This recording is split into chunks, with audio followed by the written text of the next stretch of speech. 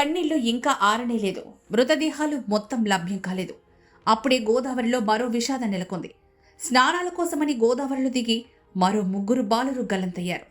3 గల్లంతుతో P గన్నవరంలో తీవ్ర విషాదం నెలకొంది.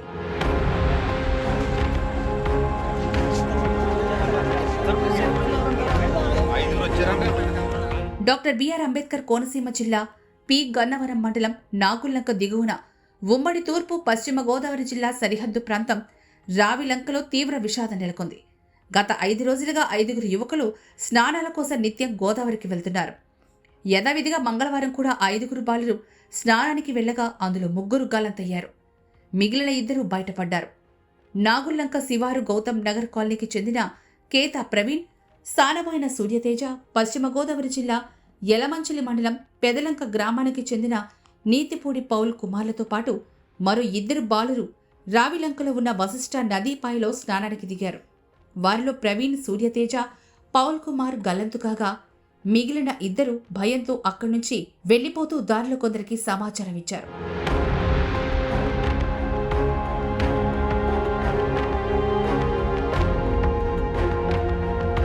ప్రవీణ్ సెల్ఫోన్ ఆధారంగా అతడి తండ్రి వెంకటేశ్వరరావుకు స్థానికులు సమాచారం అందించారు. వెంకటేశ్వరరావుతో పాటు సూర్యతేజ తండ్రి ఏడుకొండలు సంఘటనా స్థలానికి చేరుకున్నారు. ప్రవీణ్, పౌల్ కుమార్లు ఇటీవలే 10వ తరగతి పాస్ కాగా సూర్యతేజ 8వ తరగతి చదువుతున్నాడు. పౌల్ కుమార్ తండ్రి 3 ఏళ్ల క్రిందట ప్రమాదంలో మృతి చెందగా తల్లి మహాలక్ష్మి ఉపాధి నిమిత్తం గల్ఫ్లో ఉంటోంది. ఇతడికి సోదరి దుర్గాభవాని ఉంది. పౌల్ కుమార్ నానమ్మ సత్యవతి సంరక్షణలో ఉంటున్నారు.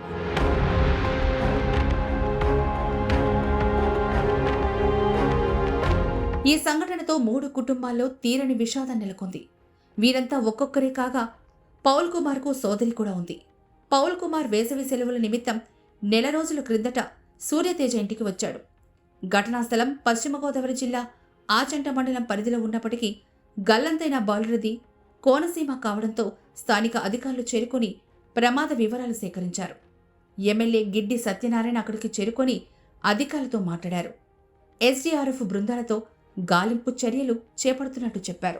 ప్రస్తుతానికి కేతా ప్రవీణ్, సూర్యతేజ మృతదేహాలు లభ్యమయ్యాయి.